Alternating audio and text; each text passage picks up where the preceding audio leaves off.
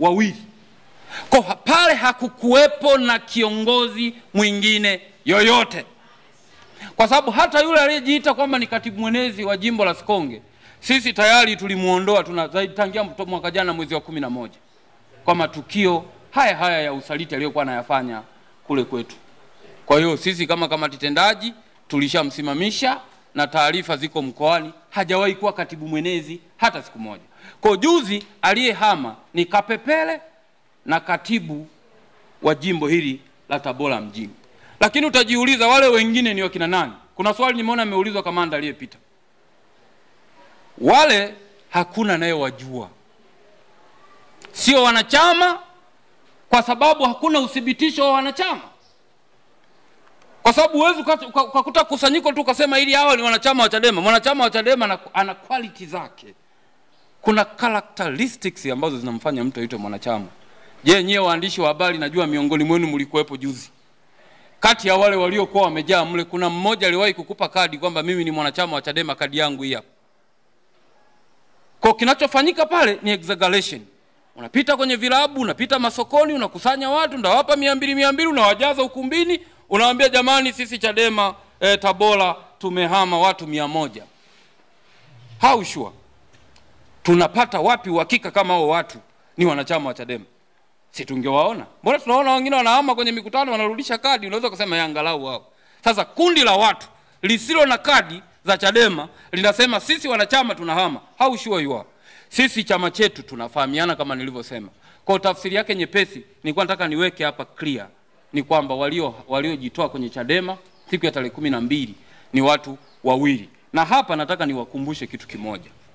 Mkoa wa Tabora sio sawa na mikoa mingine. Huu mkoa wa Tabora una historia ya mapambano. Sio mapambano ya uhuru tu, mpaka mapambano ya kipindi cha uvamizi wa kwanza wa Waarabu. Tabora imehusika kwenye kupambana. Hii Tabora ni ardhi tukufu ya mapambano. Huwezi ukaibadilisha kirahisi ukaifanya iwe kambi ya wasaliti wa G55. Sio rahisi. Kila mmoja anafahamu tunaishi Tabora. Msimamo wa watu wa Tabora kwenye masuala ya msingi sio wa kuyumba wala sio wa kudanganya. Kwa lile lilikuwa ni genge la wahuni ambalo lilijaribu kutengeneza picha kubwa ili waonekane kitaifa kwamba wako vizuri. Na kwa nini nimeliweka ili clear? Kwa sababu hao watu walikuwa na lengo la kutuchafulia taswira kitaifa. Ionekane Tabora imevurugika.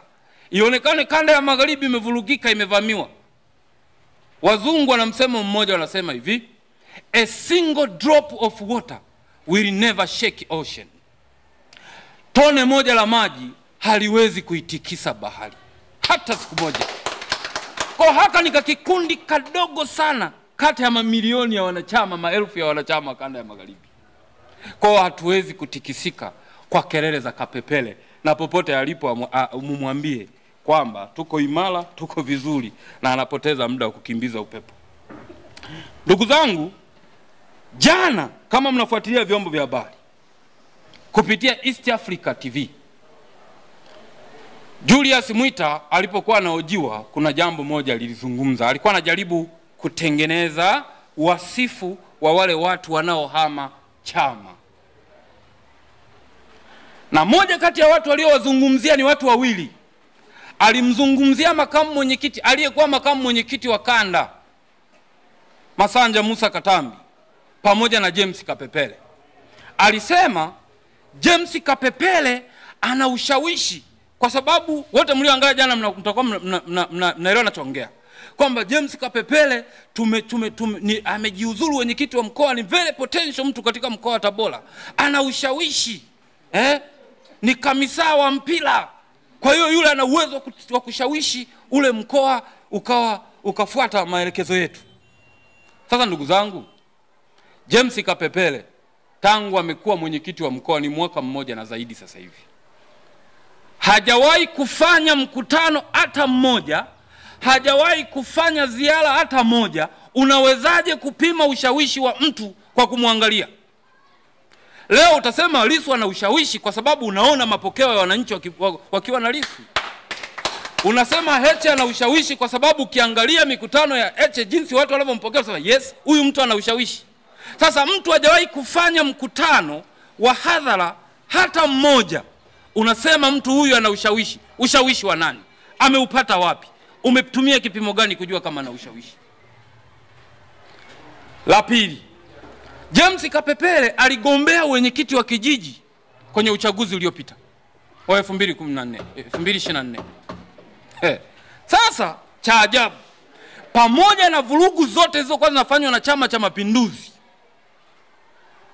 kwenye ule uchaguzi, ni mwenyekiti wa mkoa, amekwenda kugombea kijiji anachotoka. CCM wanaenda kuiba kula, hata kula za kuiba hawakuzikuta. Hata kula zile za kuiba kwamba hapa amepigiwa wazihamishe hawakuzikuta. Kwa sababu maeneo mengine walikuwa wanaiba kweli, unakuta sawa umeibiwa lakini unakula 100. Umeibiwa unakula 60. Sasa yeye haieleweki aliibiwa au hakupata, kwa sababu hata kula moja hakupata. Yeye na mke wake walijiandikisha kituo kimoja, lakini kituo alichoenda kupiga kula alipata kula 0. Unajiuliza, huyu mtu ambaye ni kamisa wa mpira ameshindwa kupata kula hata 2. Leo Julius Mwita anaenda anasema kwenye East Africa Television kwamba Kapepele ana ushawishi.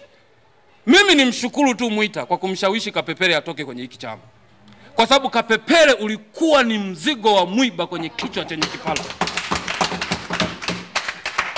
Na ndio maana mapokezi ya wanatabora baada ya kusikia Kapepele anaondoka ilikuwa ni shangwe.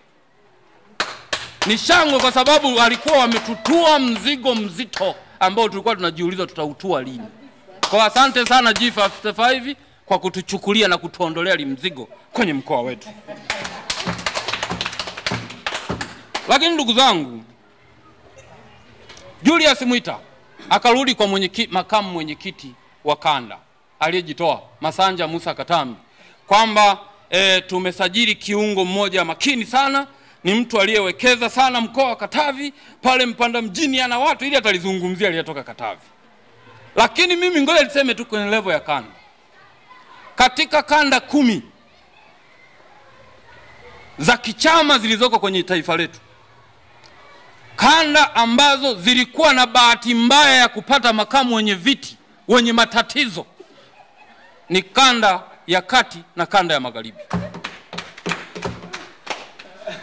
Makamu mwenyekiti wa kanda ya magharibi ni mmoja kati ya viongozi waliobobea kwenye matusi, kashfa, dharau. Ni mtu ambaye every time katika mazungumzo yake ni kudhalilisha, kutukana na kurudisha nyuma jitihada za ujenzi wa chama. Kwa hiyo kuondoka kwa Masanja Musa Katambi ndani ya Chadema kanda ya magharibi kunaweka na kuanzisha mwanzo mpya wa ujenzi wa magharibi mpya. Kwa sababu tumeondoa beria ambayo ilikuwa inatuzuia kufanya shughuli za kichama. Lakini vile vile bado ukirudi kwa Masanja, ukiangalia kule kanda ya Nyasa, makamu mwenyekiti ni Frank Mwakajoka. Sisi ambao siku hizi uzuri teknolojia iko wazi, unamuona makamu mwenyekiti wa kanda ya Nyasa jinsi anavyochakaza mikutano kwenye majimbo yanayounda kanda ya Nyasa. Leo yuko Rungwe, Mbeya mjini, yuko Mbalali, yuko Tunduma, yuko Mbozi, anapambana. Sasa ni nani katika kanda hii asimame aseme aliwahi kumuona wapi Masanja anafanya hata mkutano wa hadhara? Nani? Kuna mtu mmoja aliwahi kusema hivi, kabla haujahuzunika kwa nini fulani ameondoka, jiuliza alipokuwepo alikuwa na faida gani. Ndio maana mnaweza mkawa mnakaa kijijini, kukawa kuna mtu ni kibaka, ni jambazi hatari, anawanyima usingizi. Siku mkipata taarifa aidha amehukumiwa kifungo jela au ameuawa kwenye ujambazi wake, tafsiri yake huo ni ukombozi. Kwa hiyo hakuna hasara iliyopatikana yoyote, ndugu zangu waandishi wa habari, kwa Masanja kuondoka kanda ya magharibi. Zaidi sisi tunapongeza tena G55 kwa kutuondolea homa za malaria za mara kwa mara kwenye kanda yetu. Na nimalizie tena, mwisho kabisa, sitaki kuwa na maneno mengi leo. Niwakumbushe ndugu zangu waandishi wa habari, chama cha siasa ni zaidi ya uchaguzi. Chama cha siasa ni zaidi ya uchaguzi. kwa sababu kuna maneno yanazunguka zunguka. Sasa kuna haja gani ya kuwa chama cha siasa kama hatushiriki uchaguzi? Chama cha siasa ni zaidi ya uchaguzi. Niwakumbushe kitu kimoja. Chama cha ukombozi cha Afrika ya Kusini ANC tangu kilipoanzishwa mpaka siku kinakuja kushika madaraka ilipita miaka 84. Miaka 84 ndio wamekuja kupata uhuru mwaka 94. Kwa nini? Kwa sababu siasa ni mchakato, sio matukio. Na unaposema unataka kutetea haki za watu, huwezi kutetea haki za watu kwa njia ya uchaguzi tu. Moja ya haki ambao unatakiwa kuitetea ni pamoja na haki hao watu kupiga kula. Ni pamoja na kuhakikisha kula za hao watu zinaheshimiwa, zinahesabika na zinafanya maamuzi yaliyokusudiwa. Sasa kutuambia kwamba kwa sababu ni chama cha siasa basi jukumu kubwa liwe uchaguzi tu. Sawa, liwe uchaguzi. Wa aina gani? Uchaguzi wa nchi hii, unaenda kwenye uchaguzi uwe unayafahamu yafuatayo. Unaenda kwenye uchaguzi ambao polisi wanatembea na kula feki kwenye magari. Unaenda kwenye uchaguzi ambao mawakala wa vyama vya upinzani wanatolewa kwenye vituo.